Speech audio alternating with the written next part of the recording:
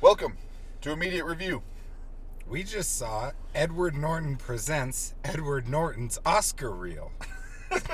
Edward Norton's 2.5 hour Oscar reel. Sorry. We just saw Motherless Brooklyn. Motherless Brooklyn, okay? We just saw Motherless Brooklyn. Hats and caps. Hats and caps. Oh, stop that.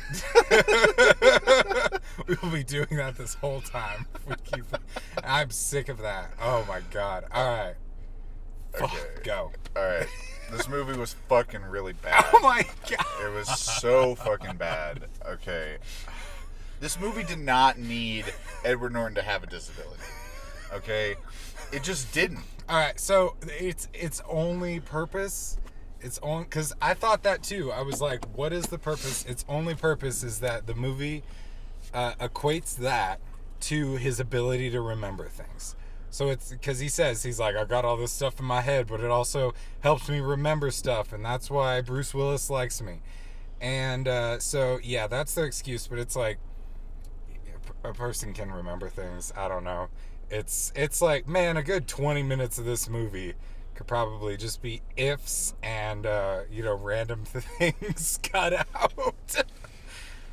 Yeah. Sorry, go on. Yeah, this movie was fucking rough. Like it was so cringy and just like weird, and the plot is like, I mean, so everything about the movie, like, fuck, where do I even start with this goddamn movie, man? I'll start. So, it's apparently based on a book. I don't know the book. I don't know if it's based on a true story. I doubt it. It's a throwback to noir thrillers. Horrible throwback. It tried to be noir as fuck, for sure. I mean, just like... And so, it's about a detective who's on the case, and... they go a little TV show with it. It hit me about halfway through that this is like a TV show, like Psych or one of those other mini shows where it's like a detective is afflicted with something. Yeah. And so, yeah, he has Tourette's /OCD / luckily it takes place in a time when this stuff wasn't diagnosed, so we don't have to explain it. Yeah. And yeah, it's just... kind of it just meanders on and uses every fucking cliche in the book. You want to know how cliched this movie is? A guy dies from having a flower pot dropped on his head. Like, what the fuck? I don't think I've ever actually seen that. It's just one of those legends that's so cliche that no one would ever possibly put it in a movie. Yep. This person did. Edward Norton, yeah, wrote and directed this fucking steaming pile of self-indulgence, man. Yeah. If this movie was like Oscar bait, which it fucking was. It's hella Oscar, and it's gonna get nominations. Oh yeah, for sure. It's like in that safe area where like people are gonna think it's good. Yeah, go on. Yeah. So like, if it was that, I feel like it could have done it without having to do the whole like disability route. That's part of the bait, like, man. That is just a thread of the bait. The movie honestly was well acted. Like I felt like a large portion of the cast, like William Dafoe, honestly, Edward Norton did act it pretty well. It's just I wish that he's Edward Norton. Yeah, man. It's like he's an excellent actor. I love Edward Norton. I really do. I wish that he was the Incredible Hulk. I wish they didn't replace him. Like I'm saying it straight up. No, but let's focus on the shit. Like, but this movie, like, it didn't need that extra bit. Like the acting was great. The movie just like doesn't go in any type of direction, and like it's trying to like be like, yeah, we've got these like crazy plots and there's this crazy thing going on, and it's like the plot that's going on is like barely even a big deal. Oh, I can sum it up. There's a guy who has a lot of power who's basically getting all this housing projects taken down so he can build a highway, and the person who's running the like group who's against that is his daughter, and that's it. She might die. Yeah, it's like, and then it's just like, it just has a weird commentary about like corporate power and like the power that is instilled in Honestly, that was the governments. only goddamn thing I enjoyed. I was like, well, at least this person does understand these fucking themes. Yeah, and it's like I'm glad that they let Alec Baldwin play that part, because he's played like Jack Donaghy in 30 Rock. Was pretty much the exact character he played here, just less like, I guess, refined for the future. No, like he's, you know, just like, if I want to have a romp with a black lady in a storage closet, I'm gonna do that. And I'll give them presents. And it won't be rape. That was pretty funny. All the themes of housing discrimination and shit are on the money. Like this movie is very like accurate, and like they're but in that regard, but like it doesn't save it in any way whatsoever. Like it just reminded me that shit happens and made me yeah, exactly. No, I'm just kidding. It doesn't have any like meaningful commentary about what it's bringing up. Our main character takes no stance on the issue. Yeah, you notice how they cleverly did that, so it's like, oh yeah, he's not for or against it. He's just trying to save his friend. Yeah, and it's like, yeah, there wasn't any like political takedown or discourse or anything. Yeah, so like, hey, don't hurt her, okay? Do whatever the fuck you want to all these people. That was all of the corporate evil that it's building up. It doesn't climax on at all. It's just like, oh yeah, there's a girl. That's really all I care about. No other woman will touch me, and she will. So on the other hand, I will say part of me thought it is a bit more realistic, because like in real life there's never the scene where everyone's cheering and the evil guy is being taken down right in front of everybody. I mean, a few times, but I don't know, but like it's that's what happens. People in power, they get called out on it, but they remain in fucking power. And it's bullshit. You pay a fine. So in that sense, the movie is kind of realistic, but in another sense, it's completely unsatisfying. Mm-hmm. Narratively speaking, in any way. And the biggest thing that was getting to me is like, you know, this guy, like the Bruce Willis's character, he gets murdered, and Willis's character. Yeah, literally, just like a faceless fucking character. His character is literally a MacGuffin to start the search into fucking whatever like he's looking into and whatnot. And for like half the fucking movie, all the shit he's looking into doesn't lead to fucking anything. Like he goes and checks out 2 things, they don't lead anywhere. I guess I'll just stalk around this black girl my boss was following around. Like what the fuck ever, you know? And it just like things start slowly unfolding. That was the first mystery. Is just he had a list of notes, and at the top was colored girl. And then they even made a joke. I did appreciate that. When he's just like, that's all you got? That's what you want me to look out for in Harlem at a jazz club? Okay. Yeah.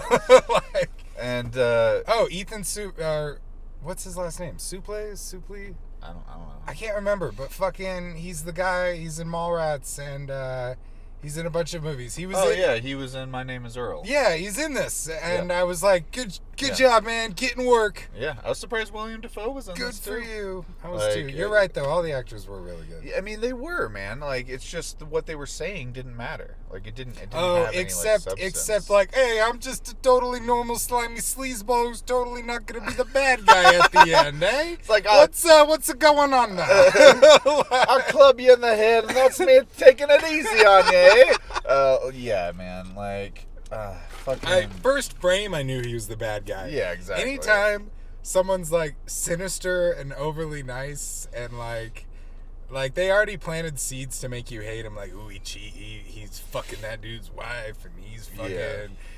Yeah. Saw it coming. Spoiler alert. Yeah, I totally saw that coming. Literally, like the second when he's just like, oh, like I'll leave with the guy's wife, just make sure. It's just like, yeah, they're hooking up, whatever. Whatever.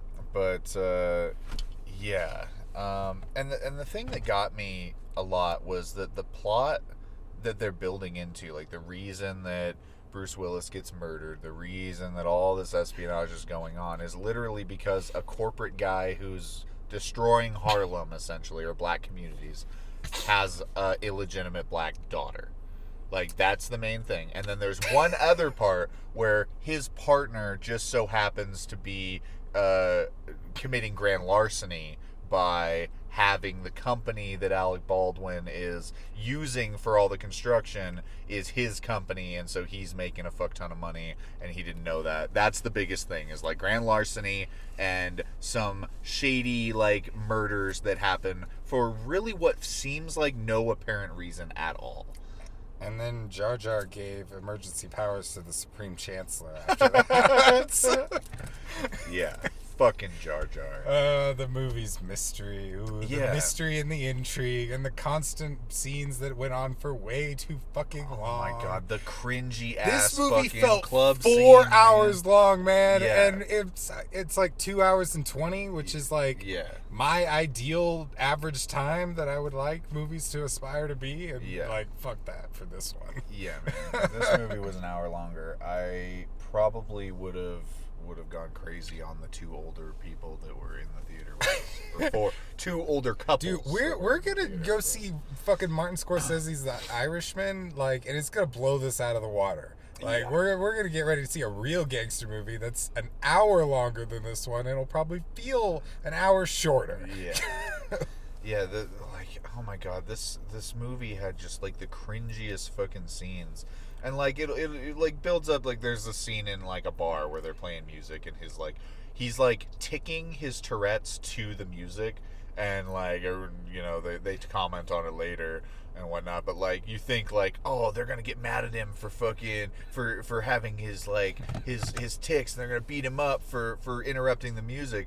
And yeah, they just assume that he's working with fucking Alec Baldwin, I'm pretty sure. Yeah. And just take him out back and beat the fucking hell out of him for whatever. He gets the hell beat out of him like, what, 5 times? I feel like he's in recovery. Like the last half of the movie, his eye is just fucking like fat as fuck with like scabs and shit and all over the place. And like, yeah, I swear, all of the best scenes that Edward Norton does in this movie, when he like actually gives a good monologue, he just fucking ruins it with like a tick at the end or a fucking random thing. It's like, it didn't need to be there. He could have just been a badass cunning detective who was up and coming and fucking didn't have any disability and actually explored a compelling plot. Yeah, and it would have been great. It seems like it's a marketing tick. It's like, he's just like every detective you've ever seen, except he has Tourette's. Yeah, exactly. And you know, if they can find clever ways to utilize that, or make the movie like have a unique perspective, like I don't know how you do that with this, but it's just if the movie's exactly the same without it, then you failed.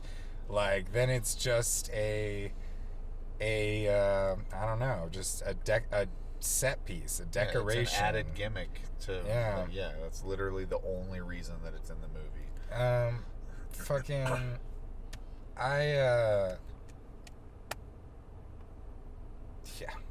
I want to talk about the soundtrack for a minute. Dude, the soundtrack at times I was digging, but it was never appropriate for Yeah, exactly. the scene. Like the stuff that was noir, like when it was like we're gonna be doing like a fucking noir thing. It was all right, but the scenes. No, it wasn't. The scenes didn't feel. Well, that's the thing. The music was all right, but it didn't fit in the scene. And then they had some like crazy ass fucking shit, like when they go to Penn Station, the weird ass fucking like they start doing everything backwards. Yeah. And it's like yeah, it's weird. And yeah, other parts, like, I don't know, there'll be like soundtrack where there shouldn't be, like this intense soundtrack where they're trying to like explain things and whatnot, and it's trying to like keep the tension high to lead into the next scene, and it doesn't fucking do anything with it. And other scenes where there won't be any soundtrack, like there's a scene where he's on the subway, I think, and he's talking with another guy, and there's just like, or wait, no, he's not on a subway. He's just somewhere, like in a building or something like that, and there's just the subway or train sound in the surround sound happening behind us. Yeah, I mean, I thought it was mixed too loud. What I think they were trying to do is that's when his speech started to get passionate and like angry, and like he's building towards something, and I think they were trying to have the sound design like have it be like the sound grows louder with his aggression, and then it makes Edward Norton nervous. But it's just what he was saying was not interesting or impactful, and so it just seemed like a sound effect that was way too fucking loud. And like it's a very common movie cliche to be like, I live in an apartment next to the fucking subway and it shakes. Like this movie had every fucking New York detective cliche ever, so it needed an apartment to shake, man. I don't know what to tell you. Yeah.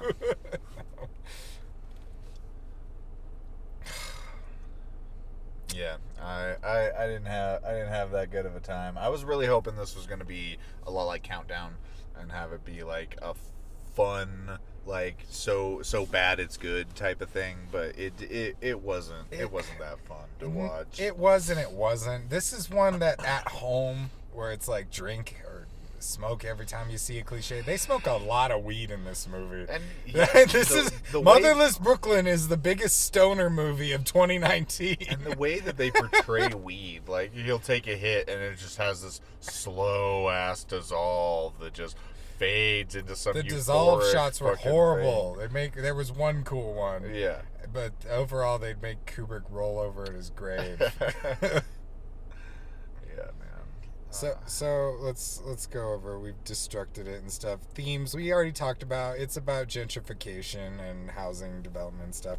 Directing, Edward Norton as fucking. Yeah, I don't know. I guess the acting was good, so he knows how to direct the actors. But I thought all the staging and stuff like that was just dull, boring. Like the props were good. There was good, like, you know, cars, like different stuff they were working with. I just mean how the characters flow in and out of the room and where shots go, and like, you know, just how natural things feel. Like, well, and in terms of like directing actors and whatnot, like who he's directing is like, you know, William Dafoe, fucking Alec Baldwin, Bruce Willis, like, once again sleepwalking. Sorry, yeah, but like these actors, like especially Dafoe and Baldwin, are like incredible actors and titans of the industry, and know how, like, they don't really need to be directed in that sense, like, you know. So how they behave on camera and whatnot, like I don't really give Norton credit for that specifically, because they're, you know, it's not like he's on the level of like Tarantino, you know, directing actors and whatnot to get the performance that he wanted. I don't think he did that. I'm pretty sure this is Edward Norton. I'm gonna look it up just to make sure, but I'm pretty sure this is his debut movie. Yeah, I'm pretty sure this is the and first like. movie Dude, you fucked up, man. Yeah, the first movie you direct is a fucking disability fueled self-indulgent Oscar bait for yourself. Okay, like, no, this is his second film. He directed Keeping the Faith in 2000. It's a PG-13 comedy.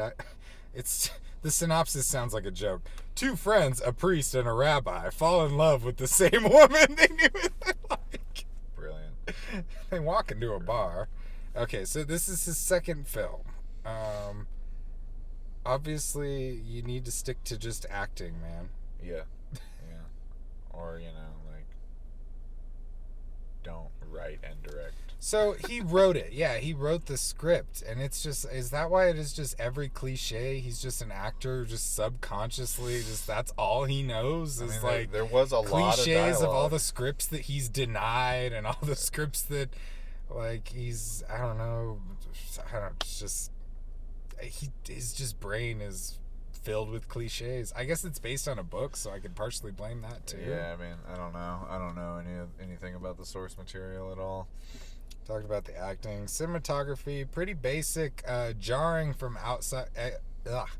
Exterior and interior shots were filmed completely different. It was like anytime we were outside, they would like kind of mute the colors and, you know, try to make it like look old a little bit. Not overdo it, but just you know, make sure it doesn't look like modern New York. I don't know. But anytime they would walk inside, it just looks like fucking perfect. Like you could advertise a bar or something with it. And the lighting was more like stylized and just, I thought it was pretty jarring for me. What'd you think of those? That's true, yeah. And you know, the shots were pretty, like, they really only used a couple, like, actual filming techniques in terms of, like, the camera work. It was pretty much just tripods and gimbals, and like that was basically it in terms of the shots. Like, every time they entered a building, they'd follow with a gimbal shot, pan around, you know, set up, and then it was 2-shot tripods. And yeah, it was pretty basic. They did get artistic with the band shots, though. The band, I was literally just thinking that. Yeah, the band shots were good. And yeah, the music was great too. It was honestly recorded really well, and they actually had the drummer playing the music. Like, when they when they showed the drummer, he was actually hitting the everything. So yeah, I was at least satisfied to see that. A big part, you know, this is trying to be so hard to be a wannabe noir film. And a big part of the appeal of those movies is the cinematography and, like, the shadows. And, you know, that shitty-ass movie, Serenity, you haven't seen it, but it also does the wannabe noir thing. And even it gets the cinematography right and knows how, like, movies back then were shot. And, like, a lot of modern noirs, you can turn them to black and white, and they'll look pretty damn good. This one, I think if you turn it on black and white, it just, you know, look like the color was drained out. It wouldn't have that, like, nice fucking, like, boozy noir. Yeah, that style. Contrast and, like, playing with shadows and, you know, just, it's very basic. The whole movie is just like... Yeah, they only really had one shot where the shadow, like, you know, kind of came up onto the building and whatnot as the one guy approached. And, yeah, that was it. Something that I forgot to mention in our analysis. Did Edward Norton have sex with a black man in this movie? He had a threesome, man. It wasn't just it was a devil's three-way. Him, that dude, and some other chick. Yeah, they banged. And that guy... It kind of glossed over it, but he woke up and he had his horn in his hand, and he was like... Oh, we did it. Yeah, and he was like, "You had a good time, baby." And even in the bar before, when the guy's just like, "Man, I play trombone too. How'd you get so good?" And he's like, "I got good sucking white boys' dicks like you. Get the fuck out of here." That confused the shit out of me. And then I remembered, like, how you're supposed to play it. Like, it really did. I sat on that line for a while. I was like, I don't get how that equates. Yeah. But I realized it has to do with the mouth, the way you're supposed to play your trumpets. Oh, the mouth. I remembered in my school days when I had to play a trumpet, and you got to do this stupid thing. And so he's basically saying their white dicks are so small that he has to go like this in order to suck it. So yeah, that is our in-depth analysis of that line. Our faces there. That's gonna be the thumbnail. No, it's not. Oh yeah. No. Oh yeah. I'm in control. No, it's gonna be us sleeping. It's gonna be us like. Yeah, there we go. Thumbnail grabbed. Oh my god. Fucking. But, yeah, point is, they glossed over a three-way for some fucking reason. It's probably big in the book. I bet there are book fans who were like, he totally skipped over the three-way. What the hell? We were supposed to get full penetration. There are 4 chapters that devote. The relationship with the musician is very important to the overall story. I would not be surprised if it's, like, in the book more. He has real conflict with her. And the girl wanted to go with being with the musician. And yeah, it's like, that's the faceless, nameless, unspoken woman you had sex with. Go back in your room. Oh yeah, and like, I mean, you forgot about her. You were just like, oh, you had sex with that guy, right? It's like, there was a chick there. Oh yeah, and fuck, I was gonna say something else about that whole thing. Fucking yeah, I can't remember. Anyways, if it pops up. Yeah.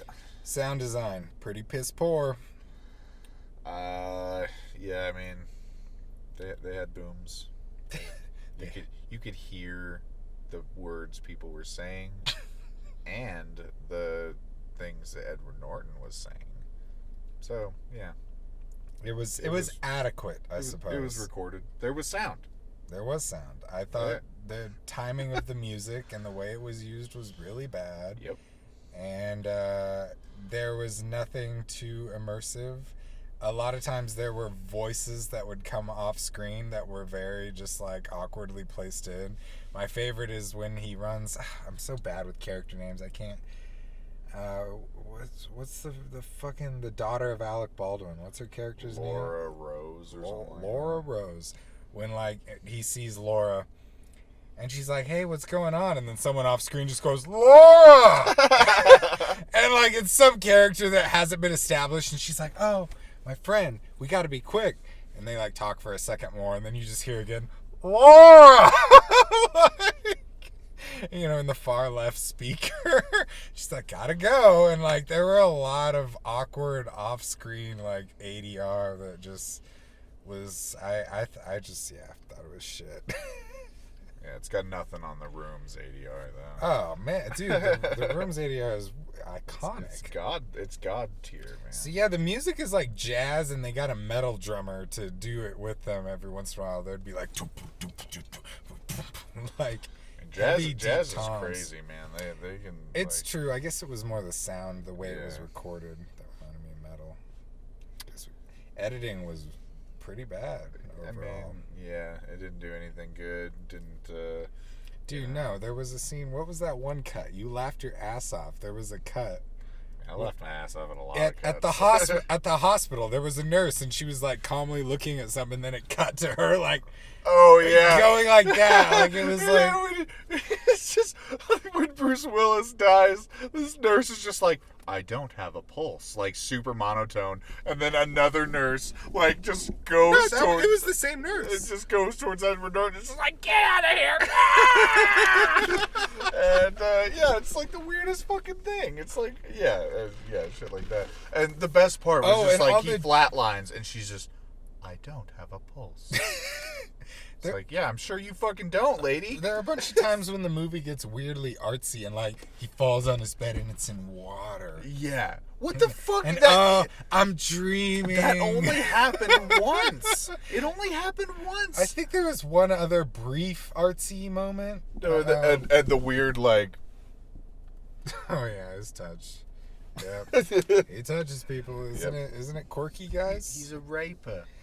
The set design, pretty again good on the exteriors. Like a lot of they had some CGI landscape shots that looked like old New York. Some of the streets were pretty good, but anytime they'd walk into a place, it looked modern to me. I don't know.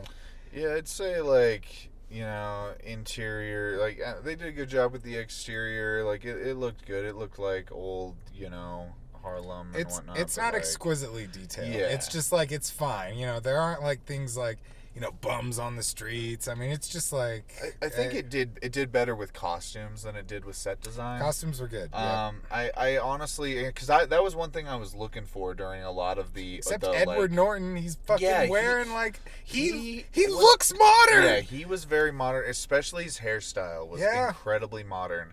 But in the big shots where they had like, a large span of people, like they had a lot of town meetings in the movie.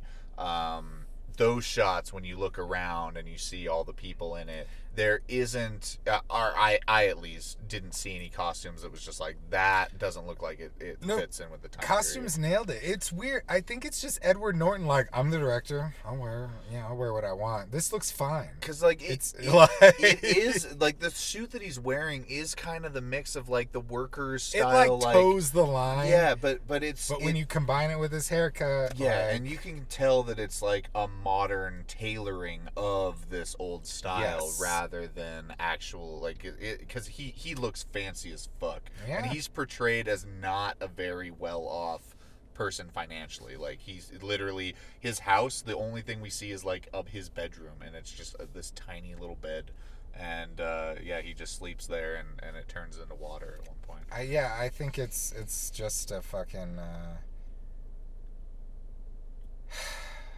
I'm not gonna watch this movie again. Tell you the truth, man. I won't watch it again. I don't want to. I didn't even think that was an option. Like, you're talking about it like that's a prospect. Yeah, it's just like watch it again. It's like no, I didn't enjoy it. I didn't have fun. Like I might watch it you watch it with Sydney. maybe if like I might get drunk and watch it with my roommate. I don't know. Yeah, Mampton will like it. It's sure. it's really bad and long though, so probably not. There Yeah. are better bad movies.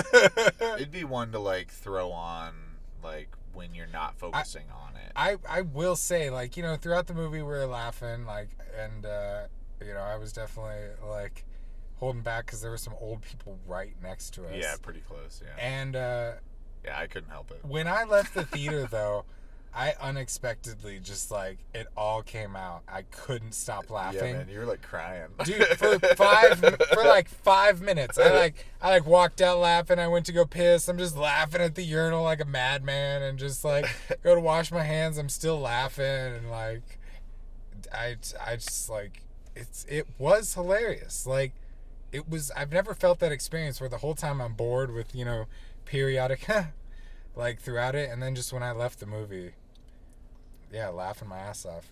I gotta say, my favorite moment in the entire movie though was we have this thing we do where anytime a movie says the title of the movie in the movie, we like do like it's, I don't know where it came from. So like it's the title drop. yeah, it's the title drop, and we just go like. And when it happened in this movie, we were both just so excited. We both like leaned forward big in our seats, just went boom, like at the same time. And I realized that the intensity of how we do it depends on how shitty the movie is. Yeah, Because whenever we watch good movies, we'll just like kind of silently do a little. Like, we're just like, yeah, get it out of the way. Yeah, but like happened. We're just sitting there so bored, and they do it, and it's just like, yeah, something to be happy about. Fucking Motherless Brooklyn. Motherless Brooklyn. Yeah, it's title drop. It's yeah, some movies do it better than others, but that was my favorite moment while we were watching this. It's definitely a great All right, one. those are my final thoughts. What are yours? Yeah, I mean, fucking, I think you should go see this movie. I honestly do. I think that for Edward Norton's second movie, this is something that you should experience. You know, I honestly want to know what people think, because like, you know, we got our first dislike on Joker. You know, we had negative reviews on Joker. Yeah, we're super stoked about that, by the way. Yeah. We laughed about that for a while. When we found Very out. happy. But that's kind of the thing is it's like, you know, this movie it's like a once in a lifetime thing. You know, you get to see, you know, these actors kind of essentially like reprising roles, honestly. This like, movie's a once in a lifetime thing. Yeah. Sorry, go on. no, it is, man. I Like, know, I'm it's just like kidding. nobody's gonna fucking make a movie like this again, man. It's ridiculous. Yeah. And yeah, This might kill the like throwback noir genre. It might, and yeah, I definitely think you should go see it. If you like Forrest Gump, watch this one and just experience it. You know, like it is what it is, and yeah, I think you should watch it. Anyways, let's move on to trailers. So 1917, but basically all this we've talked about most of these, I think, Mr. Rogers. But 1917, we found out they're filming it to have it look like one continuous shot. Yeah, so they'll use editing techniques to make all of the essentially like times that they press record, you know, blend together. And I find it interesting because in the trailer there are like clear day shots and then there are like nighttime dark shots. So my guess is they're gonna do what Birdman did, which Birdman, basically what they would do is they'd like follow it's actually kind of lame looking back on it. They'd like follow the camera out and then just like place the camera somewhere and do a time lapse.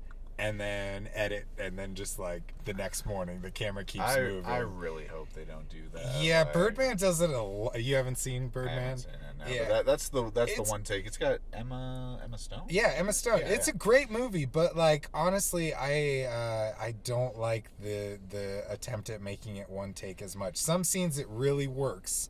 It's about a play. They're putting on a play, and like the third act for Birdman, it works really well. And my point is,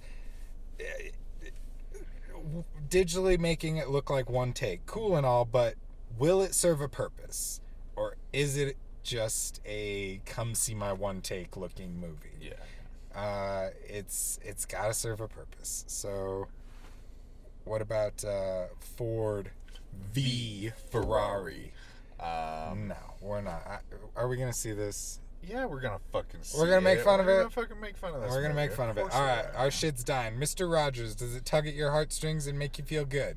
Yeah, honestly, like I get super emotional when I see it, but man, I'm hesitant about it. I want it to be good so fucking bad, and it grows on me when I see it, but you know, I'm gonna be skeptical. I don't like that it's not from Mr. Rogers' perspective, and I'm worried that he's gonna be in like 20 minutes of the movie.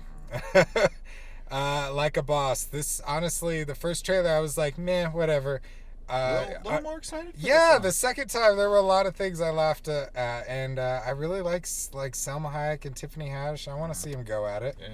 Yeah. Good Liar. This looks good. I want to see it, man. Yeah. Ian McKellen, let's fucking do it. Dick Jewel. Boo. I'd rather get a Dick Jewel. So yeah, that was our review. Thanks for watching. If you've gotten this far, we appreciate it. Alright, and yeah, hopefully we'll get to our number one fans suggestion of seeing Terminator Dark Fate later this week. Hopefully we'll get to that. Alright, later guys.